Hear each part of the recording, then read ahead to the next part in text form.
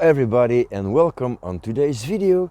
Today is the 11th of November 2022 and I decided to do some cleanup on this fir to get him through the winter. Now I didn't film the last job I did on this tree, which was wiring it with old electrical wiring, just to give it a basic shape, bringing some of the biggest branches down. So what I'm going to do now is just remove all this old wire and see if it has set. I think it has, and if it has not, well, it doesn't really matter. The basic structure is now done here, and anyways I will have to redo it. But what I was seeing when I was starting this work is that I have a whole lot of new buds coming from older wood, so that's really nice. So let's zoom in on that. The tree responded well to the big trunk chop that I did, and so I have new buds here and here, and here we have some, and here we have some. Now of course this tree is absolutely not ready to be completely wired and shaped. It has to gain vigor, so it will not be rewired until next autumn, so autumn of 2023, and maybe I'll do a small repot and reposition the tree, because well, it was packed with roots, and yeah, it probably made a few more. I'm now picking up all the debris of the soil, because well, this is not helping the tree, that's obvious. And I did some root work last spring, and I cut off some roots, but I did not remove them from the soil. So I will now, the roots that I remove them completely. And this is really a sloppy job, you know, it's just a basic shaping. And I'm now going to try to get a clean surface. Here again, a root that I cut that I really don't need. Part of it is still alive, but you know, with a tree like that that was growing in a pot for so long, it takes time to get these roots sorted out. So you really have to take your time, otherwise you're gonna lose the tree. And firs and spruces, well, you cannot go too wild on them. So you see, all the new soil in the pot is good soil, but there's still a lot of old soil left, and I should remove that at one point, but I cannot do that before this tree is completely fit and kicking. So it's going to be one piece at a time. Every root that sticks out that is dead can come off now. It only takes space, makes it messy. So I'll clean up the surface and I'll be back. So this is supposed to be the front of the tree, and well, as I mentioned before, a whole lot of this tree has to be cut back, and I'm only going to use this branch here as a side branch and a back branch. The one here in the back as a back and side to this side. This will be the cascading branch, and then we have this branch, and that's why I started to wire it, because the longer I wait to get this straight, well, the more difficult it's gonna be to get it straight, because every year it thickens and it makes the problem harder. So you have to visualize, but maybe I can show you when I unwire this, and then I can put some bag here to show you what's going to disappear. So this is going to be the new leader. So it all, if you follow the trunk line here, it's going to make a nice, quite smooth transition. Then from here on, this branch becomes quite well flexible, so that's not going to be a problem to position this branch somewhere over here and create a new top.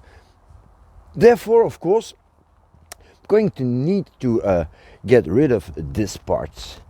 But I'm going to unwire now the whole tree, and then we can visualize this. The wire is now removed, and some of these branches that I cut off last, I don't remember, I think winter or spring, are dead because, well, there's nothing growing here. So now I'm going to, I could cut them off, that's a possibility. I'm absolutely not sure that I will use these branches, these little gins and maybe shari on the trunk, but just going to scrape the bark away, and I'm not going to do any styling on these stumps, it's too early. I'm just going to let this tree pass the winter, and probably the weather will help a little with creating some natural structure, which will be much better than what a human possibly can do. And afterwards, well, I will see. It's coming off, well, it's not easy because, well, these resins in these conifers, well, they're not helping. So I'm just going to scrape away the bark.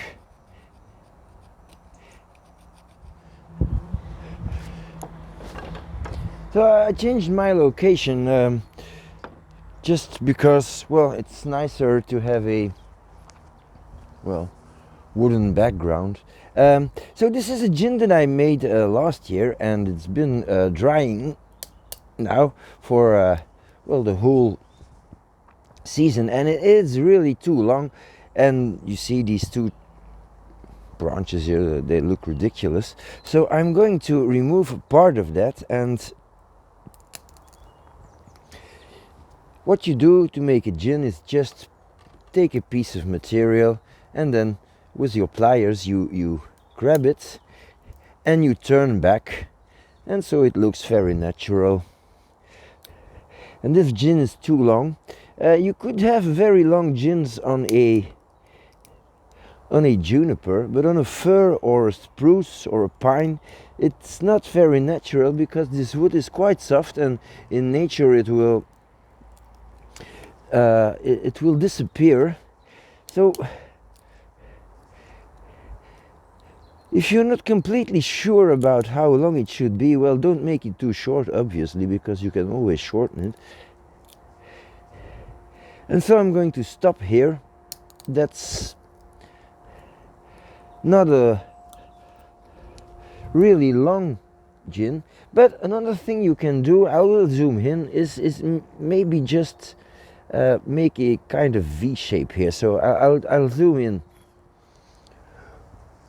When a branch breaks down in nature, most of the time it takes away a little piece of the bark under it, and you can always mimic that by just removing a little piece of bark under it. And you see this part is still alive, so you can slightly overdo this because the tree is going to heal. You can see the little drops of sap and how is it called? It's the sticky wax that you have on conifers. Resin is the name that I was looking for. So you can remove that ever so slightly, and then clean that up, which I will do. It takes some time, so show you when I'm finished.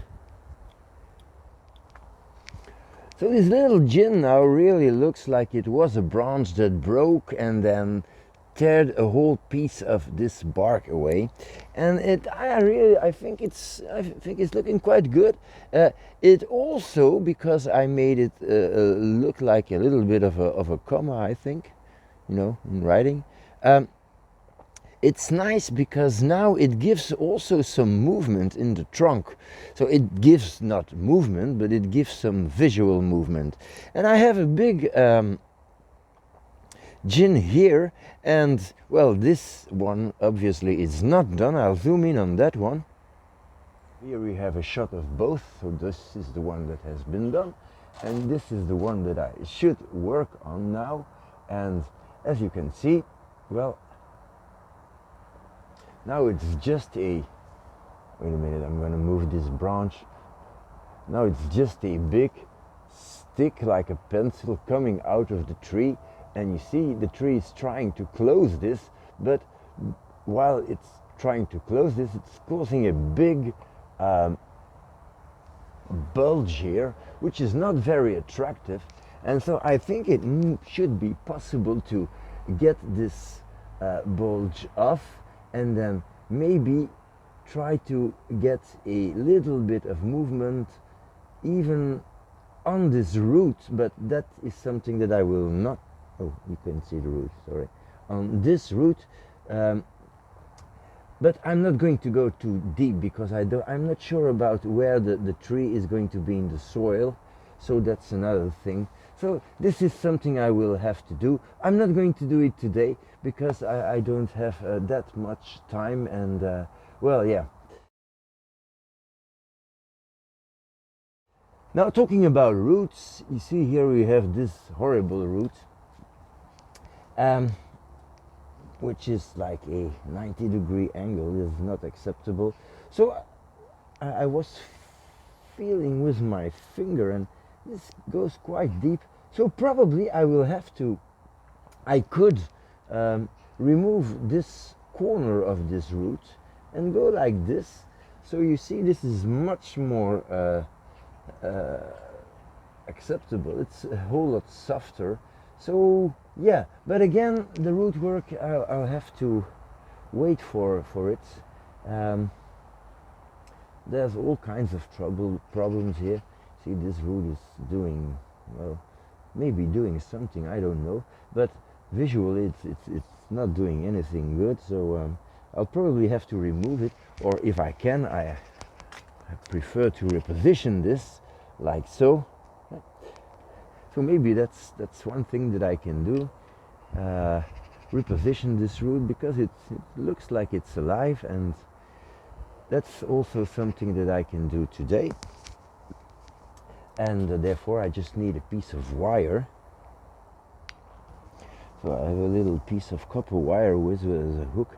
Then I'm going to make this not too straight by just twisting this a little bit so that it has more force to grab into the soil. I hope that I can insert it, because this whole thing is packed with roots, which of course is nice, and that's what you want. Okay, so this should hold these roots down, and maybe now I can reuse it, and well, that's nice. So there's probably a whole lot of these things that I can do and that I should do. So this is also something that can be worked on. So now we are looking at the supposed front on this tree, and with the wire removed, well, it looks not that bad, but you see that the lowest branches are quite weak, and the top branches are a little stronger, have more buds, and that's of course what you do not want, because, well, I'll get rid of the part that I don't need here with a plastic bag. So 1 second, please. So this whole portion here wrapped in this plastic bag should disappear, but it is always a dangerous thing, because you don't want to remove too much of your foliage for the health of the tree. Obviously, it has to grow, it has to be healthy, and you don't want to lose your branches. So I will reduce gradually the foliage on top, And I can do some now, but not too much. The good thing here is that this branch that I want to keep as a top has lots of nice young strong buds, so that's very good. But this branch, well, not so much. The branch here that is supposed to become the cascading branch, well, does a whole lot better. And then we have this branch here in the back, which is not great too. But that's because I did not put the tree in the direct sunlight, so I'll have to keep an eye on that next summer. Full light for this tree, but yeah, you know, he was just repotted, so I did not dare to do that. But you see, this is very flexible, so this portion will come over here when I cut back this whole big chunk of wood here. So yeah, so in order to encourage the parts that I want to keep to grow better, I'm just going to cut back 1/3 of the branches that I do not want to keep, like this one. So this is it's full of buds, so I don't want that. Don't want these to open, but I do want them to open a little, because, well, the tree needs a possibility to accumulate strong growth. So this one is really terrible, so, and it's very long, so I'm going to reduce this one a little more. And as I said, this should go completely.